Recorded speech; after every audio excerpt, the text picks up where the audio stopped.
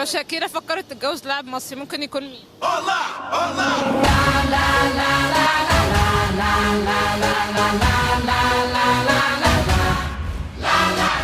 حسام غالي. ليه؟ ملون زيها. عبد الله السعيد. لاعب مصري.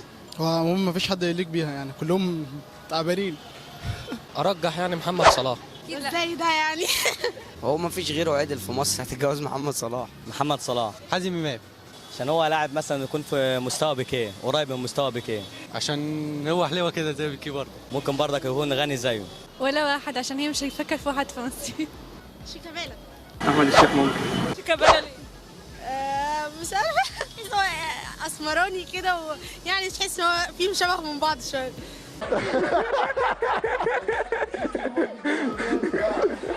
رمضان صبحي. محمد صلاح. ابراهيم سعيد. ابراهيم سعيد. ليه؟